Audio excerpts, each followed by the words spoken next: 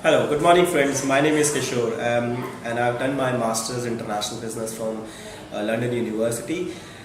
Today we are making a video about why like Indian students prefer to go abroad. So we would be basically discussing most like some few steps, few points that why they choose to go abroad for studies.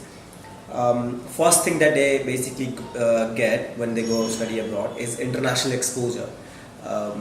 When you go somewhere outside India, definitely you get an international exposure. You learn different culture, you learn their languages from different backgrounds. Plus, you communicate in English, which basically helps you to develop your personality, your communication skills, and it builds your confidence. Third, course options. You get dual degree from different backgrounds, like science and commerce can merge together and make it some dual degree. So sort of programs that you basically get from overseas education, either UK, Canada, Australia, New Zealand. So dual degree programs you get from different backgrounds. Technology. You would be hearing a lot of things that most of the companies, international companies, using artificial intelligence to build new games, robots, which I don't think you really find those sort of courses in India, while US, UK, Australia, New Zealand, most of the countries offering artificial intelligence courses. So sort of technology that which basically would be coming in, I would say 3 to 5 years in India, they are already there. So students are basically learning artificial intelligence there, and which they can use coming future. Plus, education system. As we all know, India has a theory-based system. Our education is based on theory. You have to write everything that you know in 3 hours or 4 hours exam. While in abroad, it's more practical and research oriented. So what you have to do, if you have a particular topic, you have to research on it, and it's mostly practical based knowledge that you gain in an international university. And I had to present a lot of things to my colleague and my professors. Plus, when I was writing my dissertation, I had to also visit different institutes and different restaurants to know the product strategy. So that basically gave me a lot of confidence that helped me to my communication skills and everything. So abroad has more practical oriented courses, while in India it's just theoretical based knowledge that we basically gain here. Easy admission process. We all know if you want to take admission in some government colleges in India, you have to go for prepare for exams, and then there is so many different process that you have to follow, and still it's very hard to get into those colleges, like top ranked colleges I'm talking about. While in abroad, it's a very easy process. You have a marks, you prepare for a couple of exams, and that's it. You send your application. If you're good, then your application would be accepted. So it's very simple process to apply for abroad universities. We also help students to study abroad options. So if you need any help, you can also contact us. Universities, world-ranked universities. In India, very few institutes which basically comes under world ranking. But abroad, there are majorly universities from US, UK, Australia, New Zealand, Canada, which basically are top-ranked universities in the world. So you get world ranking if you're looking for top-ranked universities abroad. So you sort of have options available there. Budget.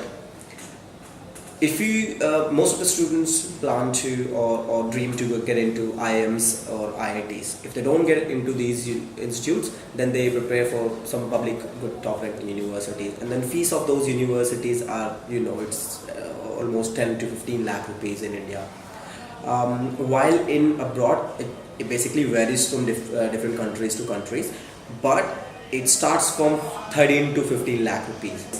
If you have a budget of 13 to 15 lakh per year, you can directly basically you can plan to study in Canada, and there are some other universities and colleges and countries who basically offers you courses under this budget, like from 13 to 15 lakh rupees, and it varies from different universities to universities.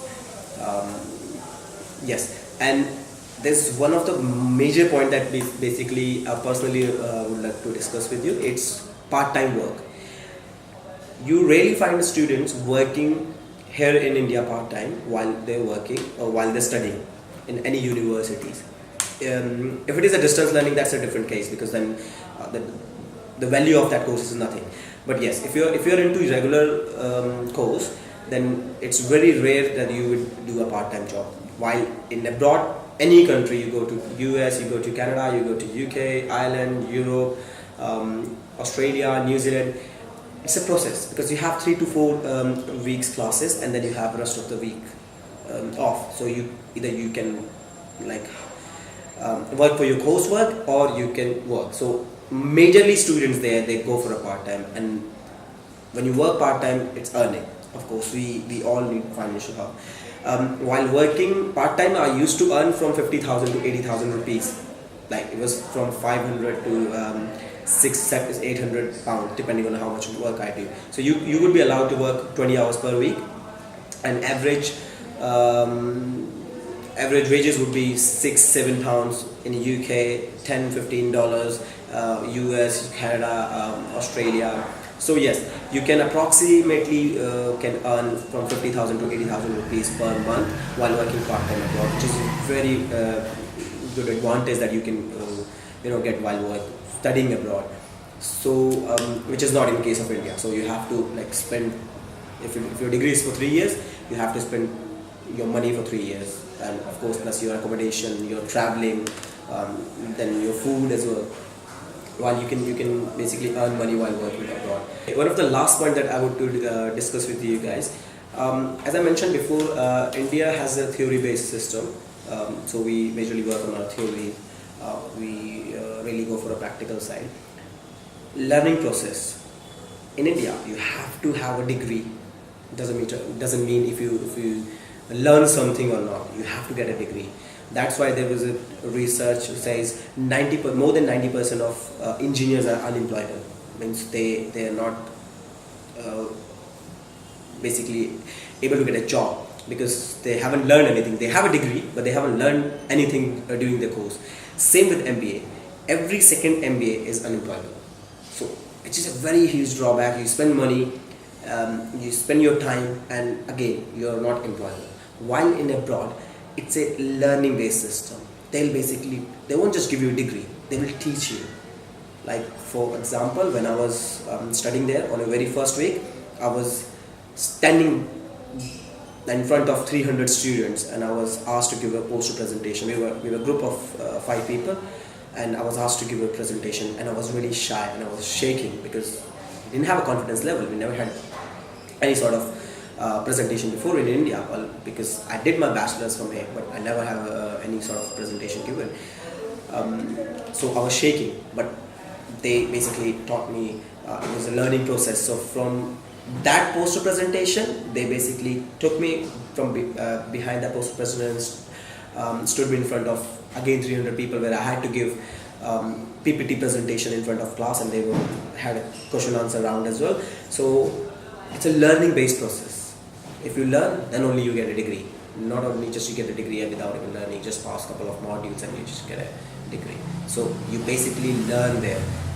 That's what you get while going abroad. This is enough for today. Thank you very much.